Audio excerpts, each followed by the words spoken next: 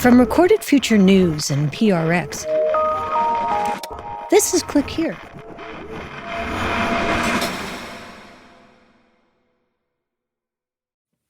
Hey there, it's Dina. As we close out 2024, we're going to do something a little different. A few weeks ago, I joined 1A, a daily news magazine from NPR and WAMU, to talk about some of the biggest cyber stories of the year. We focused our conversation on the growing threats from China and Russia. Take a listen. Now, here's 1A host Jen White.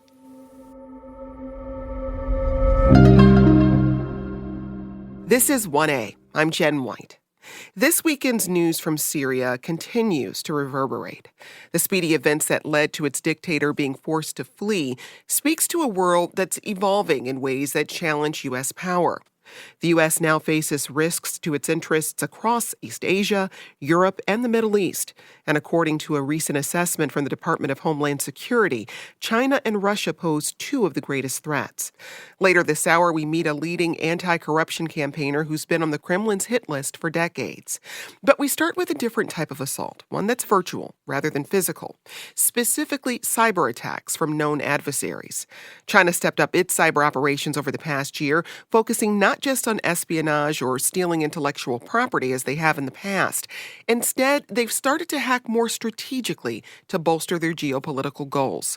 To talk about the threat from China and how Russia is also weaponizing cyberspace, we're joined by Dina Temple-Raston. She's the host and managing editor of the Click Here podcast from Recorded Future News. Dina, welcome back to the program. Thanks so much. So starting with China, when did we first learn about this more aggressive hacking practice? Well, we first learned of this shift publicly in March. That's when FBI Director Christopher Wray announced at this security summit in Munich that the U.S. had discovered Chinese hackers in sensitive computer networks in the U.S.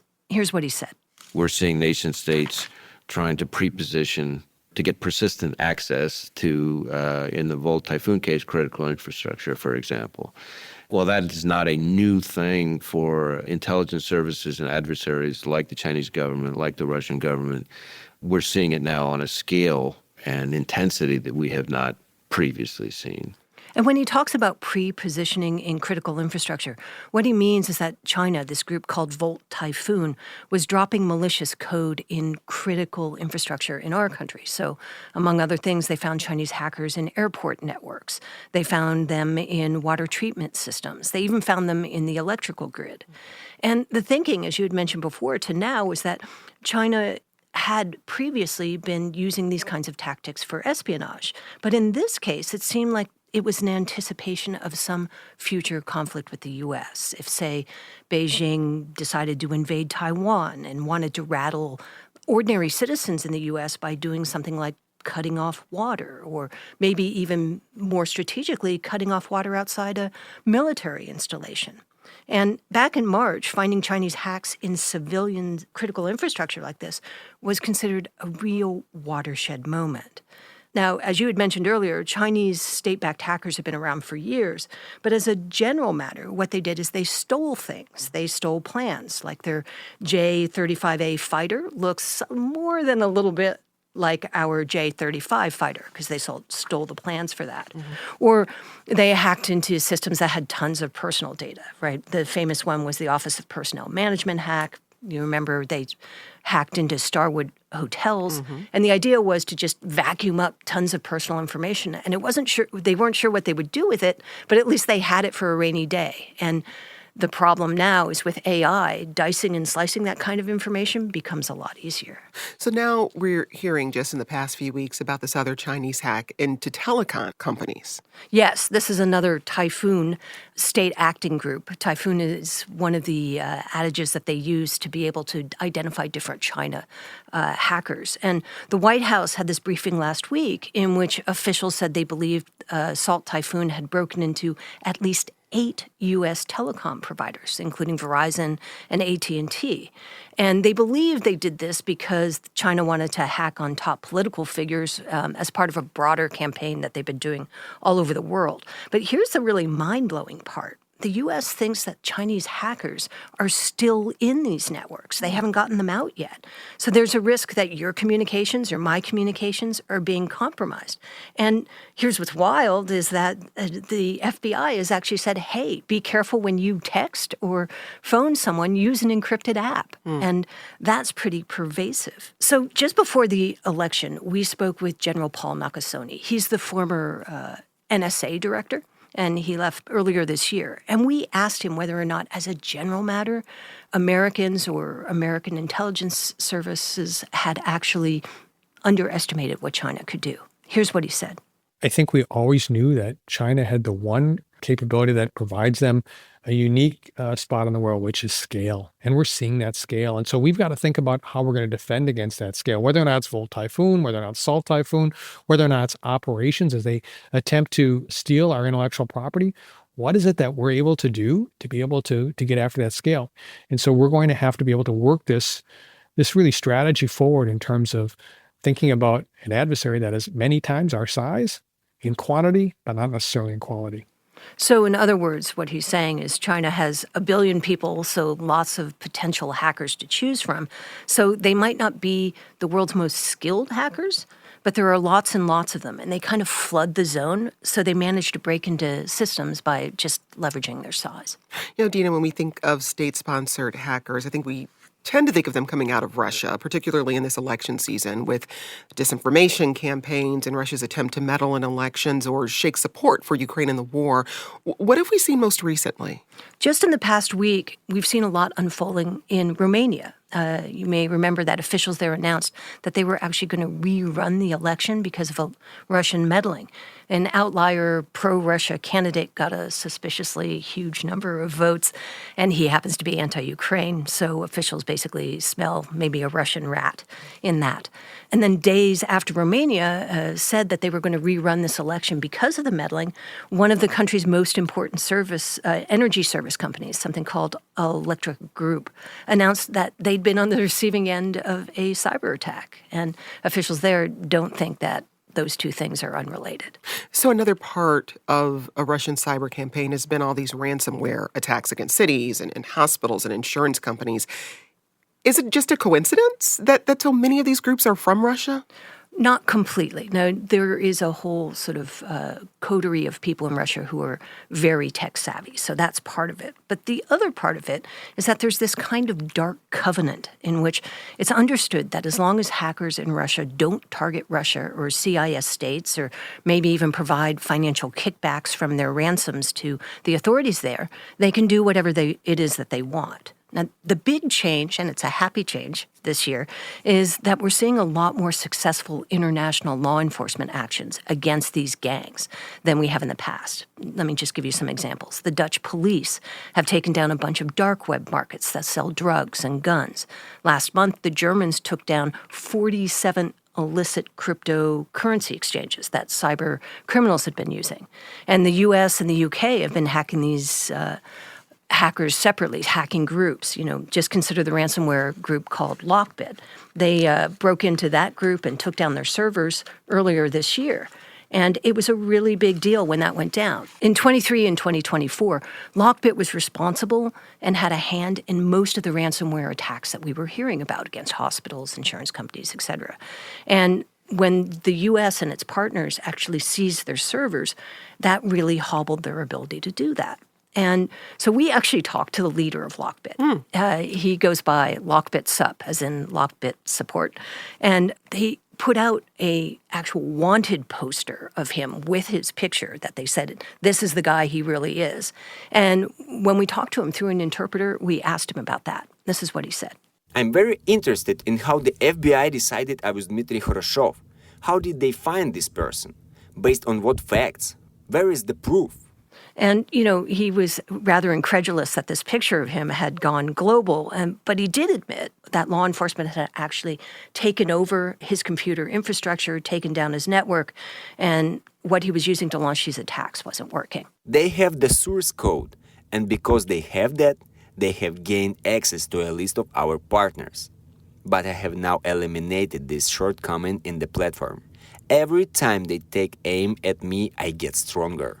This is a little bravado because we really haven't seen that much from Lockbit since then. And that's just the beginning of it, right? Now they are starting to take apart the supply chain or the kill chain of these types of groups. A lot of law enforcement now is looking at info stealers, which are kind of a malicious software that steals credentials from networks and gives you access into a network. They're looking at shuttering leak sites, which is what a ransomware group would do. They take all the information they stole, they put it on a leak site, and then they extort whoever it is they stole it from. They're starting to shutter there. So ransomware used to be known as ransomware as a service. It was a one-stop shop, right? You could get all these things together in one place. Now, because of all this law enforcement in the past year, there's been a metastasis, and it's much harder now to launch these kinds of attacks. So in just a couple of sentences, what are you watching for in 2025?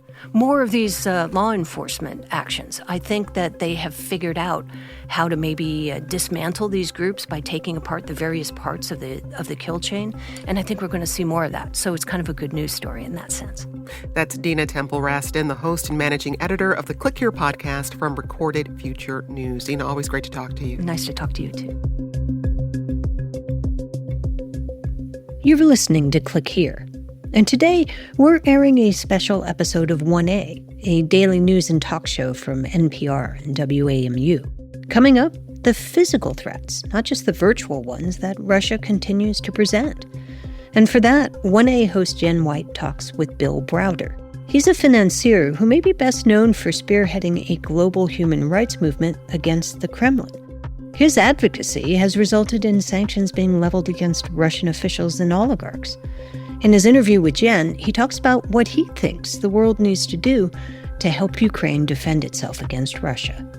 Stay with us.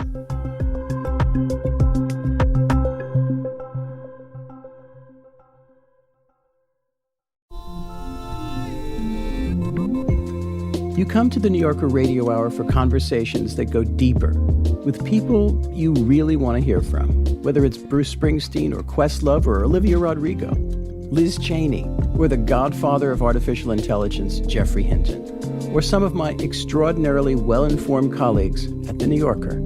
So join us every week on the New Yorker Radio Hour, wherever you listen to podcasts.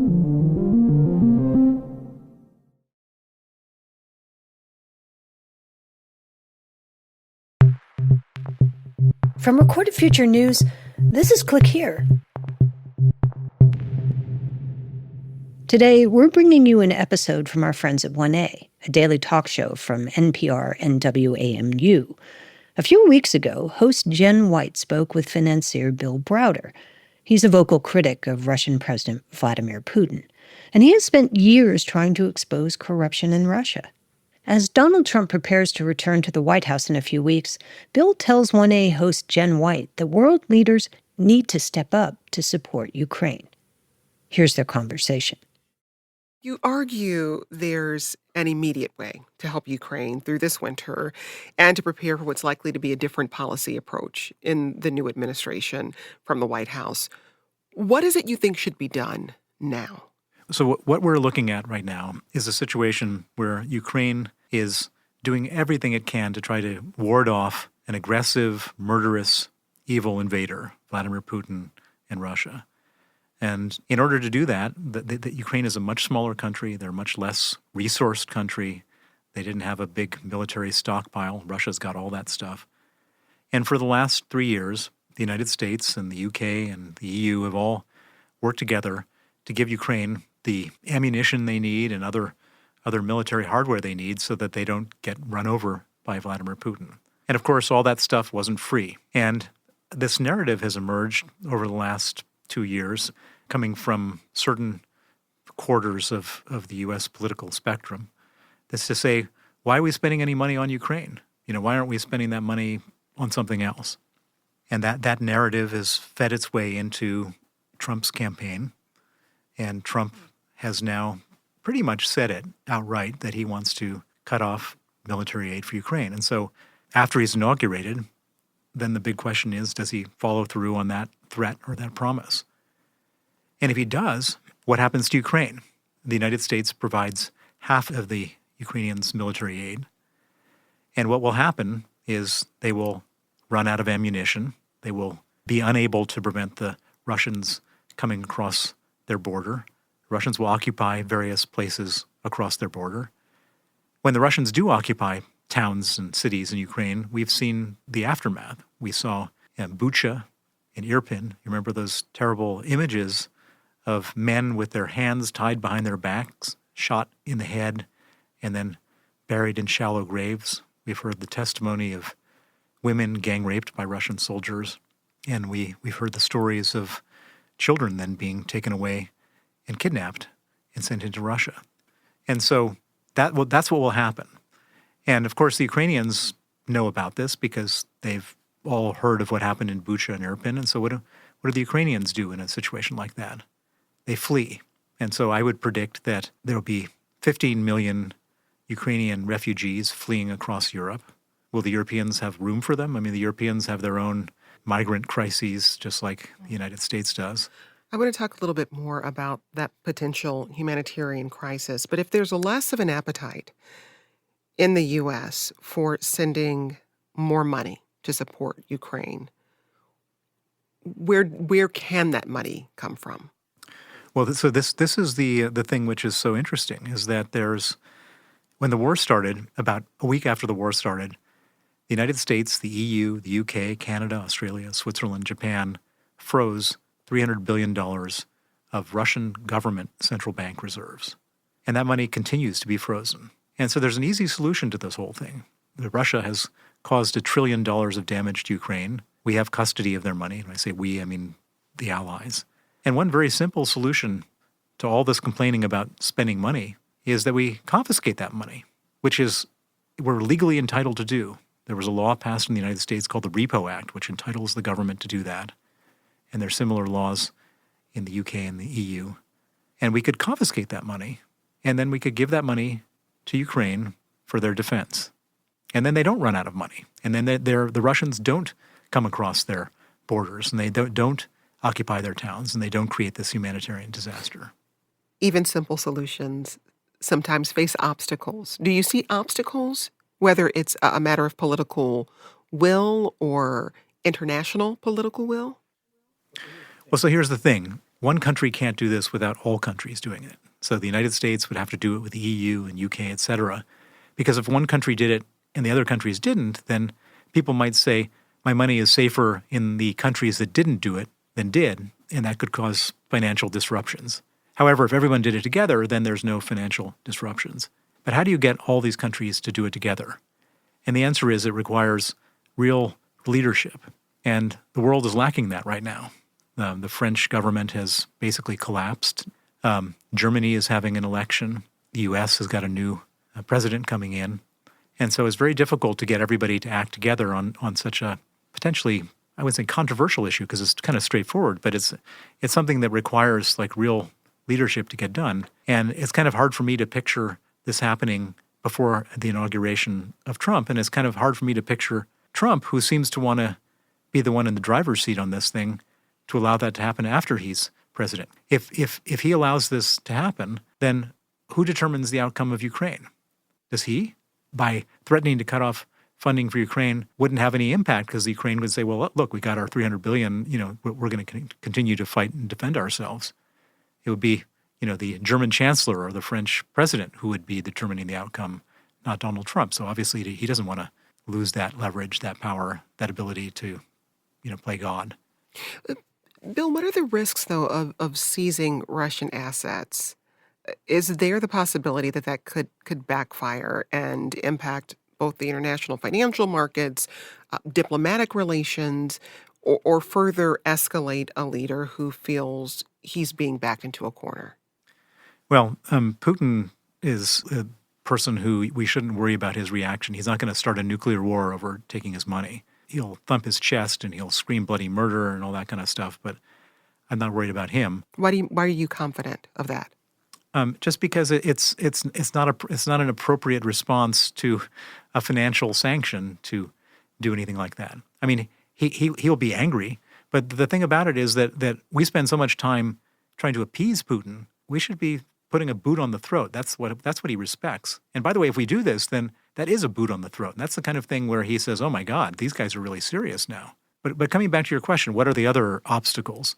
There are some people that are saying, well, this is going to totally disrupt the financial system because countries like Saudi Arabia and China won't keep their money in dollars or euros anymore. Well, I come from the world of finance. That was before I became a political activist, I was a fund manager. And what I can tell you with 100% certainty is that if you're Saudi Arabia and you've generated a bunch of money from the sale of oil, are you going to put that money into China, or are you going to buy, Brazilian reals or Argentine pesos? Because those are your alternatives. And of course you're not going to. You have to own dollars, euros, because those are reserve currencies. And as much as you may find this distasteful that the West has penalized a country that invaded another country, that will come and that will go and that will be the end of it. And I think anyone who's arguing otherwise doesn't really understand how the options that are available to countries and people who have cash. You said we shouldn't be concerned about Putin's threats to use a tactical nuclear weapon against Ukraine. But we should also note he recently lowered the threshold for using a nuclear weapon. That's after the Biden administration changed its policy and reversed a ban that prevented Ukraine from using long-range missiles to strike targets within Russia. So for people listening, that sounds like not a threat, but inching closer to a threshold that we can't move back from. And there are many people who are concerned, and the idea that Putin would act in a way that is reasonable doesn't seem like a reasonable assumption. So again, help us better understand why this isn't a concern for you. Well, it's not just not a concern for me. It's not a concern for the people who provided those missiles to Ukraine. But the simple answer is this, that Putin, he uses all of these threats as a way to generate appeasement, so that we are so scared that we don't want to do whatever it is that he's trying to prevent us from doing. And for what it's worth, he made all these threats when we were thinking about providing tanks. We provided tanks. Was there a nuclear war? No. He made the threats when we were talking about long-range missiles. Was there a nuclear war? No. Same thing with F-16s. No. The reason, so he goes around making these threats, but the reason that he doesn't actually follow through on them is because he understands that if he were to launch a tactical nuclear warhead, that would probably be the end of Vladimir Putin, not because we're going to go and destroy him, but because all of a sudden, all of his allies, the Chinese who are standing behind him, and the Indians, and all these people who are sort of giving him different types of support, they're not going to want to have anything to do with him anymore. And of course, NATO would then have to have some type of response. Would it be a nuclear response? No, but NATO would have to do something. We can't just let a nuclear power launch a nuclear weapon without a response, because that would then unleash total chaos if everyone else thought they could do the same without a response. And so Putin is looking at all this and saying, am I strong enough to do this and live through the consequences? And I think he understands very clearly that he's not. And so the people who have made these decisions to provide more, or to provide ATACMS missiles to be fired into Russia, did so looking at all the factors, and they understood that basically Putin is what I call nuclear saber rattling. He's bluffing. But how might that calculation change under the new administration, which has expressed less of an appetite to support Ukraine? Well, we don't know what's going to happen next. On one hand, Trump says he wants to solve. He said he was going to solve the Ukraine situation in 24 hours after he was elected. Well, it's been a few weeks since he was elected, and the Ukraine conflict has not been resolved. He promised that Mexico would build the wall. There's no Mexico and no building any walls. This is a complicated story. If it was so easy to solve, somebody else might have solved it before. Putin made a decision to invade Ukraine. In my opinion, the reason he made this decision is that the easy way to stay in power as a dictator is to create a foreign enemy. And that's why he went into Ukraine, not for any other reason. And in order to stay in power, he needs to continue this war in Ukraine, because he wants the Russians to have a foreign enemy. And so it's not clear to me that there's any terms that Putin would negotiate which would be acceptable to us or acceptable to the Ukrainians to end the war. And so who knows what's going to happen, but I can't imagine a scenario where there's some simple fix to this thing where everyone sits down at a table and says, okay, here we're going to all hash it out. Well, I want us to hear from NATO's new Secretary General, Mark Rutte. He says Ukraine needs to be put in a, quote, position of strength instead of being pushed toward peace talks. Here's what he told reporters ahead of NATO's foreign ministers meeting last week. He is using Ukraine as a testing ground for experimental missiles and is deploying North Korean soldiers in this illegal war. Putin is not interested in peace. He is pressing on, trying to take more territory, because he thinks he can break Ukraine's resolve and ours. But he is wrong. President-elect Donald Trump's pick for special envoy to Ukraine and Russia is retired Lieutenant General Keith Kellogg. And Kellogg has said that further U.S. aid to Ukraine should be conditional on Ukraine's willingness to participate in peace talks. Do you agree? Well, I mean, it's Ukraine has already agreed to that. The president's special advisor, Yermak, was here, and he said, we're ready to participate in peace talks. I don't think there's any question that they're ready to participate in peace talks. So Putin, is he ready to participate in peace talks? And so let's say he shows up to peace talks, and he says, my only condition for peace is total capitulation of Ukraine. Then what do we do? Do we say, okay, Vladimir, you can have Ukraine, in the same way as Neville Chamberlain from the UK gave up the Sudetenland to Hitler? You know, I don't think we would accept that, and certainly the Ukrainians wouldn't accept that. And so, you know, there's no sort of snap your fingers quick solution to this whole thing. And by the way, what is Putin seeing right now? Putin is seeing that the Ukrainians are running out of men. They're having a hard time recruiting new soldiers. He's seeing all these people questioning whether there should be more money spent on Ukraine. And so why would, if his original objectives were total capitulation of Ukraine, in a situation where he's lost 750,000 men and untold amount of riches to do this, why would he back down now? Last month, the Washington Post cited a number of diplomatic sources who are on board with a, quote, land for security deal. Former French ambassador to Washington, Gerard Araud, told the Post, quote, I think everybody has more or less reached this conclusion. It's hard to say publicly because it would be a way of saying we are going to reward aggression. Among the global community, what is your read on whether there is enough political willingness to support Ukraine in holding the line and not agree to a deal that requires the country to give up its land and territory? I don't think that land and territory is the key issue here. I think the key issue is basically, why is Putin doing this? Is Putin doing this for a bunch of burned out villages in eastern Ukraine? I don't think so. Why do you think he's doing it? I think that Putin is a man who has been in power now for 24 years. He understands that if he ever loses power, he's committed so many terrible crimes against his people that he will go to jail, he'll lose all the money he stole, and he'll die. That's why he's doing this, is to avoid that. He wants to stay in power, and he understands that a good war helps the leader stay in power. And so I don't think that he particularly cares about this particular piece of land. I think what he cares about is his own personal survival. So with that understanding, with that context, how would you encourage the incoming Trump administration and allies to best support Ukraine? Because what I'm hearing you saying, correct me if I'm wrong, Putin's end game is survival. It's personal survival. Ukraine says, yes, we're ready to come to the table. We're willing to engage in peace talks. But if Putin's outcome, if Putin's end game is something that peace talks won't solve, what happens? What do we do? We give the Ukrainians whatever they need to finish this off and to expel the Russians from their territory. Because two things happen then. One is they regain their territory, and two, the Russian people are not going to allow a loser to continue to be running their country, and we get rid of Vladimir Putin. Is money enough, though? We mentioned this $300 billion that's been seized from Russia through sanctions. Is it just money, or is something else needed as well? Well, at the end of the day, wars are all about resources. And if Ukraine has the money, they'll figure out how to finish this off. But without the money, they will lose. Does the international community have any diplomatic leverage when it comes to Russia? None.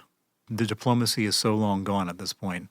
It's purely about hard power, either military power or financial sanctions. And we could do more on the military side to help Ukraine, and we can do more on the sanctions side to help Ukraine. You've chosen to remain one of Putin's most outspoken critics, knowing what's happened to others who've not been quiet with their criticisms. How has your life changed since your time in Russia? Well, I'm now probably the number one foreign enemy of Vladimir Putin. He's issued death threats, kidnapping threats. I've been the subject of 8 Interpol arrest warrants. I live in London. They've tried to have me extradited from London, lawsuits. They've made movies about me. You know, my life is one where I'm sort of constantly vigilant, constantly on guard, constantly having to protect myself. But this all started a long time ago, 15 years ago, when my lawyer, his name was Sergei Magnitsky, was murdered in Russian police custody after being tortured for 358 days. And I made a vow to his memory, to his family, and to myself that I was going to put aside my life as a businessman and use all of my time, energy, and resources going after the people who killed him. And I've been doing that. And my struggle and my fight has now widened out. It's not just about Sergei Magnitsky. It's also about helping the Ukrainians and helping other victims of the Putin regime. And you know, I'm not going to be intimidated to back off, and I will continue this fight in spite of the risks. I would imagine that in a moment like this, when you see, I'll say, softening support for Ukraine, that might bring up some complex feelings for you as someone who has dedicated his resources and time to pushing back against Putin's regime. Yeah, it's horrifying. I mean, I'm absolutely terrified of what the world is going to look like, because long before the war started, I said everyone needs to get tough on Russia. We need to contain Putin, and we didn't. And now look. And let me tell you that if Putin succeeds in Ukraine, he'll then make a move on the Baltics, Estonia, Latvia, and Lithuania. And those countries are NATO allies. And then the question is, do we defend them as part of our joint defense treaty on NATO, or do we abandon them? And either one is terrifying. If we defend them, we're at war with Russia directly. And if we abandon them, then it's just like 1930s Europe, where Putin will take whatever he wants. And then it just escalates into an even bigger problem. You know, I think we're sort of sleepwalking into potentially World War III by cutting off Ukraine.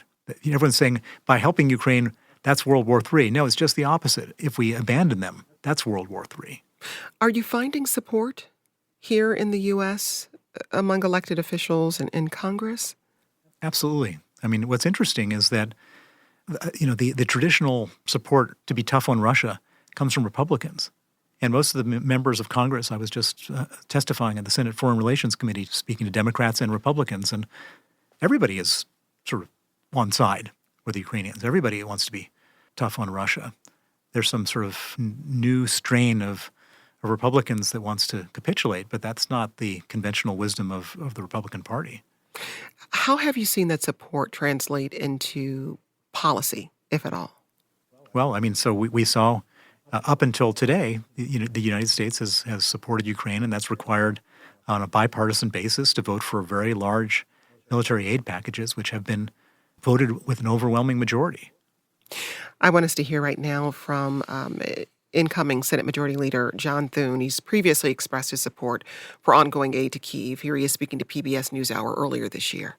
America cannot retreat from the world stage, and we need to make sure that Ukraine has the weaponry and the resources that it needs to defeat the Russians, because if we're not sending them American weapons and they succeed in Ukraine and they roll into a NATO country, then we're going to be sending American sons and daughters. So you have the incoming Senate Majority Leader speaking there in support of Ukraine. How do you hope to perhaps appeal to the incoming administration? Well, I think that the reality will dictate the policy of the incoming administration. And the reality is that the problem is not going to be solved by any kind of, sitting down at the table with Putin, because it's an unsolvable problem. People ask me when the war started, how long is this war going to last? Thinking that, maximum 2 or 3 months. And I said, this war is going to go on and on and on, because there's nothing that we can offer Putin that will make him want to stop. And by showing weakness, that just only encourages him to be more awful. And so the administration is not going to be getting any result that they want. And I hope that when they see that Putin is not backing off, that they say, okay, we understand too that we need to give the Ukrainians what they need. You spend a good amount of time in London. How has the war in Ukraine felt differently in Europe than it is here in the U.S.? What's very interesting is that we just had an election in the UK, and in the UK, there is no difference between any political party. Everybody supports Ukraine, and it would be political suicide to say anything otherwise. And so the moment that anyone becomes prime minister, the first trip they take is to Ukraine, and they want to show their constituents and they want to show everybody else that, the UK is on the side of Ukraine. It's sort of so interesting for us, and the conversations we have is, what do we have to tell on the other side of the Atlantic? What do we have to tell them so they understand that this is in everybody's security interest not to let Ukraine go? So there's a sense there that perhaps there's not a deep understanding on this side of the pond about what's at risk? I think that's people's perception. And more than that, I guess what people think in the UK is that, America thinks it's far away from all this stuff and that there can be a sort of isolationist policy, but it never works that way. Eventually America will get dragged into the war, as it did in the Second World War. There was isolationist policy until Pearl Harbor, that everyone understood that, if you allow murderous dictators who are expanding around the world, they're eventually going to come to America as well. But when you look at the results of the U.S. election, is it your sense that Americans are supportive of sending tax dollars to Ukraine? We have a president-elect who has a populist agenda, more of an isolationist approach to global affairs.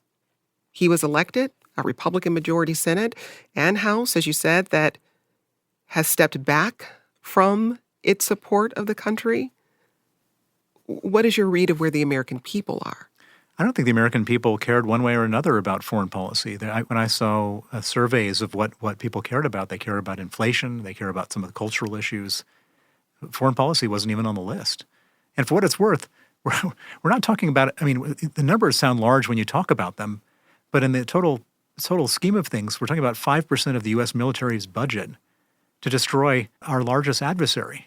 That's a pretty great deal every day of the week. Why would anyone even complain about it? When you compare it to like money wasted in all sorts of other areas, I don't know why that's even an issue. Why everyone's sort of so focused, sort of laser focused on the money spent on Ukraine. And when it serves its purpose, and there's so many other places where you could probably get that savings if you wanted to, as opposed to allowing the world war to erupt. Ukraine wants to join NATO, and the military alliance's newest members, Sweden and Finland, signed up citing their concerns about a more territorially aggressive Russia. What are the long-term implications for NATO if the U.S. backs off? Well, NATO doesn't exist without the U.S. The U.S. is the whole basis of NATO. Without the U.S., all these countries are defenseless. And hopefully, if that were to happen, then it's sort of kind of necessity is the mother of invention, that hopefully the Europeans learn how to take some of their own responsibility and take leadership and learn how to protect themselves, because they can't rely on America if that's what happens. Now, there is a $50 billion loan being proposed by G7 nations to Ukraine in support of their war efforts. Tell us more about that. So what originally happened with all this frozen money that we discussed, the $300 billion, was that it seemed like too radical a step to confiscate all that money. And so they came up with sort of a half step, a compromise, a sort of internally negotiated compromise, sort of negotiating with themselves. And they said, we don't want to take all the money, but let's take the interest on that money. And then let's take the interest and sort of add it all up over the next few years, and then give the Ukrainians the money, or lend them the money secured against the interest on this frozen money. And I say $50 billion is not enough. They can burn through that pretty quickly. They need the full $300 billion. And so by doing that, it just prolongs the pain and doesn't solve the problem. Inevitably, there will be a day when there is no longer a President Putin. How do you reflect on that future and what it means for Russia and the rest of the world? Well, it all depends on how Putin comes to disappear. So if he were to die in his sleep tonight, all the people around him, the oligarchs and the apparatchiks, would all get together because they've got a ton of money that they stole from the country. And they don't want that to get taken away by some future unfriendly leader. And so they would all congregate in the Kremlin and hash it out behind blackened windows, and then, puffs of smoke would come out of the chimney, making a joke comparing it to the Vatican. And they would say, here's our newly appointed leader who would be a status quo leader who would do the same thing so that they don't lose their money. That's what happens if he dies in his sleep. There could be a scenario where, some general decides to march on Moscow. You remember a year ago in June, Yevgeny Prigozhin, the head of the Wagner Group, did that. And it was really interesting because when he was marching towards Moscow, people were not objecting. They were putting flowers on his tanks and taking selfies with the soldiers. And everyone just wanted to know who's the boss going to be. And nobody was coming out in defense of Putin. They were just saying, who's the boss? Who's the tough guy now? And so there's some chance that some general or some securities official steps in. Would that be better than Putin? I think anything would be better than Putin. Putin has proven himself to be truly the most nightmarish of all world leaders. And then there's a scenario where, for one reason or another, the people of Russia rise up. And Putin can assassinate Yevgeny Prigozhin from the Wagner Group. He can assassinate Alexei Navalny, who are all, these are individuals. But if 2 million people march on the Kremlin, there's nothing Putin can do. And I guess that's what we're hoping, is that the Russians kind of take matters into their own hands at some point. Ukraine is one conflict of many in the world right now. You shared with us your specific goals, why you stepped back from a world of finance to focus on Russia, bringing justice for your friend. When would that work be complete for you? When would you say, I've kept my promise? Well, the thing is that my promise is mutated into many other promises. When you become a human rights activist, as I have, people come to you with their problems, and those problems are heartbreaking. And I can't imagine that the job is ever done, because it just sucks you right in, and you can't, if you have a moral compass and you hear some of these stories, you have to do something about it. And that's what I do, and that's what I'll continue to do, and that's what I derive meaning in life doing, is helping people stand up to these dictators and autocrats, not just in Russia, but elsewhere.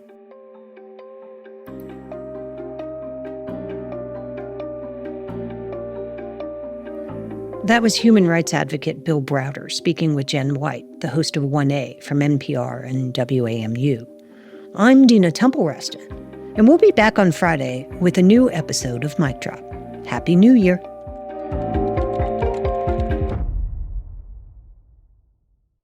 If you're looking for a daily guide to cybersecurity news and policy, sign up for the Cyber Daily from Recorded Future News.